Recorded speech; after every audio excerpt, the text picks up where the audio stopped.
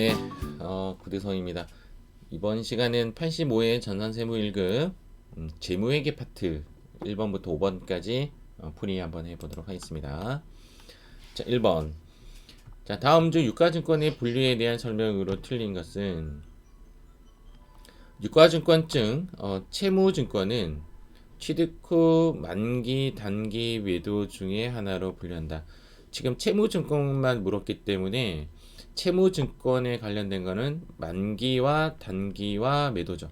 이에 반해서 지분증권이라고 하면 지분증권은 단기도 지분이 되고 매도도 지분이 되고 그리고 지분법 적용 투자 주식 지분이죠. 이 세 개씩 가지고 있습니다. 맞는 말. 단기 매매 증권은 유동자산으로 분류한다. 맞는 말이죠.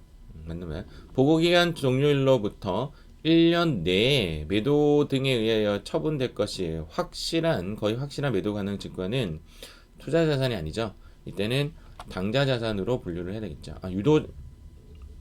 예, 이게 그렇죠. 당자자산, 유동자산으로 분류를 해야 되겠죠. 똑같은 말이죠. 그래서 매도 가능 증권은 번호가 두 가지가 있죠. 120 몇 번인가랑 178번이랑 두 가지가 있는데 1년 내라는 말이 확실하다면 유동자산으로 분류하는 것이 맞습니다. 정답은 3번. 4번 또 마찬가지 이야기예요. 보고기간 종료일로부터 1년 내에 만기가 도래하는 만기 보유증권은 유동자산으로 분류한다. 이것도 똑같은 맥락으로 보시면 됩니다. 그래서 단기 매매 증권은 이제 여기 있는 유동자산밖에 없지만 만기와 매도 장증권은 번호가 두 가지가 있어요. 유동자산과 투자자산으로 나오죠.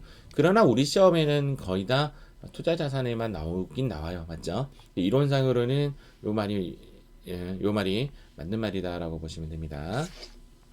자, 다음 2번 문제.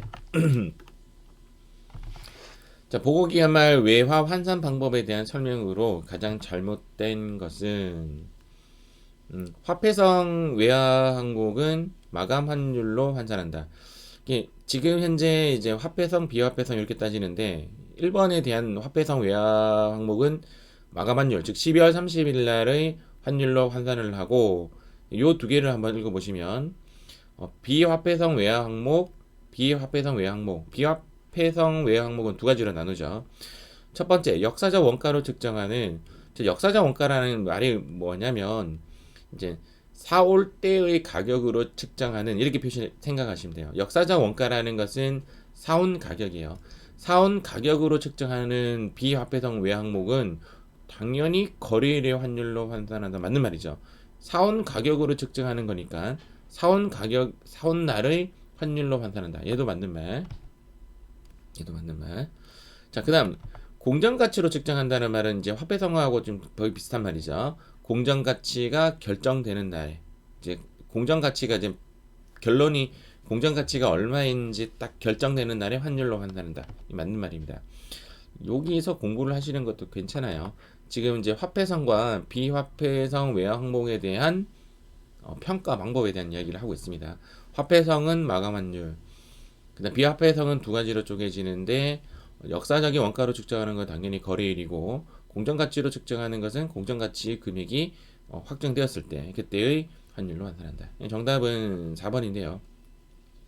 어려운 문제인 듯 보이는데 답은 되게 쉽게 나오는 부분이에요. 왜냐하면 화폐성 항목으로 발생한 외화 환산 손익은 우리가 알다시피 얘는 영업의 수익, 영업의 비용이죠. 기타 포괄 손익으로 인식한다. 틀린 말입니다. 답은 쉽게 맞출 수 있는 문제입니다. 3번 문제 가도록 하겠습니다. 다음 중 법인세 회계 처리에 대한 설명으로 틀린 것은 잘 안 나오는 형식의 문제죠. 자, 차감할 일시적 차이가 차감한다라는 말은 법인세가 마이너스가 된단 말이죠. 법인세를 마이너스 할 수 있는 활용될 수 있는 가능성이 매우 높은 경우에 이원 법인세 자산을 인식한다. 그래서 법인세를 깐다라는 거죠. 법인세를 깐다라는 말이고 요거 먼저 읽어볼게요. 원칙적으로 모든 가산할 일시적 차이, 지금 요거랑 상대다는 말이에요. 자, 가산한다라는 말은 이제 플러스가 된다는 말이죠. 법인세가 더 늘어나는 거에 대해서는 이원 법인세 부채를 인식해야 된다. 이것도 맞는 말이죠. 요거랑 상대되는 말이에요. 맞는 말이고, 여기 이제 1번과 3번을 보면서 2번을 한번 볼게요. 가산할 일시적 차이라는 것은 이제 법인세가 늘어나는 거예요. 법인세가 늘어나는 이유는 뭐죠? 소득이 늘어나니까 그런 거죠. 자산 부채 횟수 상환되는 미래 기간의 과세 소득을 감소시키는 효과가 아니라 증가시키는 효과를 가져요. 증가해야 법인세가 늘어나니까. 정답은 2번입니다. 3번 같은 문제는 정말 잘 안 나오는 형식의 문제예요. 과거의 문제 봐도 그러려니 하고 풀어야 돼요. 틀리라 하고 나온 거예요. 이연 법인세 자산과 부채는 보고 기간 말 현재까지 확정된 세율에 기초하여 당해 자산과 회수되거나 부채가 상환될 기간에 적용된 것으로 예상되는 세율을 적용해서 측정하는다. 이것도 맞는 말입니다. 문제를 찬찬히 읽어보시면 1번과 3번에 대해서는 상대적인 말이고 2번은 내용을 조금 이해하시면 돼요. 그래서 정답은 2번입니다. 목이 잠기네. 자, 4번. 다음에 재고자산에 대한 설명 중 틀린 것은 평가 손실을 초래했던 상황이 해소되어서 새로운 시가가 장부 금액보다 상승한 경우에는 최초의 장부 금액을 초과하지 않는 범위 내에서 평가 손실을 환입한다. 저가법에 대한 이야기죠. 저가법에 대한 이야기는 지금 가격이 만약에 이제 오르면 인식하지 않습니다. 가격이 오른 것에 대해서는 인식하지 않는데 가격이 떨어진 것에 대해서는 인식을 하죠. 얘가 이제 뭐냐면 저가법이라는 겁니다.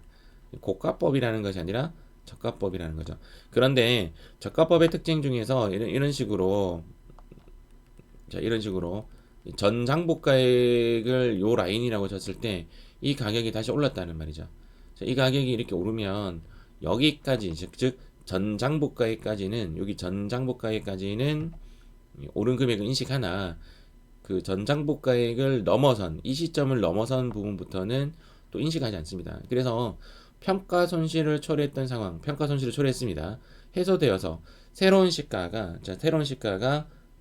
이 장부 금액의 의미는 얘를 의미하는 거예요. 이 장부 금액보다 상승한 경우에는 최초의 장부 금액을 초과하지 않는 범위 내에서는 평가 손실을 환입한다. 맞는 말이죠. 맞는 말. 2번 재고자산의 평가 손실의 환입은 지금 현재 우리가 알고 있는 상식으로 평가 손실, 재고자산 평가 손실은 매출 원가로 들어간단 말이야. 얘가 평가 손실이에요. 얘는 매출 원가로 처리를 하고 이때 평가 손실 충당금이라는 계정 항목을 쓰면서 충당해놨다가 나중에 해소가 되면 평가 손실 환입이라는 걸 하는데 평가 손실 환입은 그냥 평가 손실의 또 다른 모습일 뿐이에요. 그래서 걔도 매출 원가로 분류를 해야 됩니다. 정답은 2번입니다. 어려운 문제인 듯 보이지만 문제가 또 상당히 답은 쉽게 풀 수 있는 문제인 것 같아요.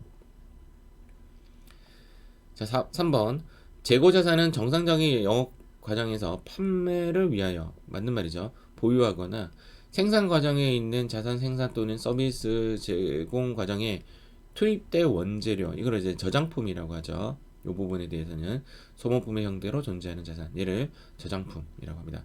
맞는 말. 재고자산의 매입 원가는 매입 금액의 매입 운임, 하역료, 보험료, 취득 과정에서 정상적으로 발생한 부대 원가를 전부 다 가산한 금액이다. 맞는 말이죠. 매입 시 들어간 부대 비용은 매입가에 포함한다.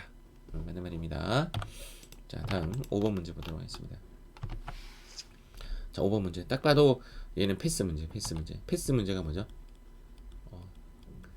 풀지 말라라는 뜻도 되고요. 나중에 풀어라는 뜻입니다. 나중에 시간이 좀 남았을 때 푸는 겁니다.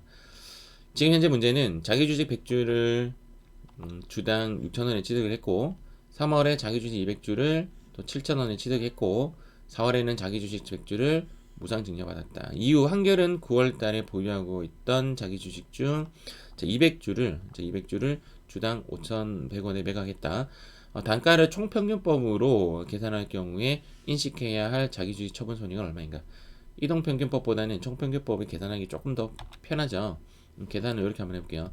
처음에는 100주에 6,000원에 취득을 했고 자, 두 번째는 자, 200주를 얼마에 취득했냐면 7,000원에 취득을 했고, 세 번째는 100주를 공짜로 받았고, 공짜니까 0원이 되죠. 그래서 금액을 따져보면 금액은 얘는 60만원, 얘는 7이 140만원, 얘는 당연히 빵원. 이렇게 다 더하면 얘 값이 얼마가 되냐면 200만원이 되죠. 자, 200만원이고 총평균법은 싹 다 한 방에 구하는 겁니다. 그리고 나서 얘는 몇 주냐면 400주가 되죠. 그래서 400주. 그러면 한 주당 단가가 얼마가 나오냐면 5,000원이 나오네요. 좀 문제가 조금 쉽습니다. 맞죠? 5,000원짜리를 얼마에 매각했죠? 5,100원에 매각했으니까 100원에 대한 무엇이 생겼다? 이익이 발생됐습니다. 몇 주죠? 200주죠? 생각으로 좀 빨리 풀어지네요. 답은 2만원의 처분 이익이 발생됩니다. 정답은 1번. 이렇게 정답이 됩니다. 자, 오늘 제목에는 여기까지 보도록 하겠습니다. 수고하셨습니다.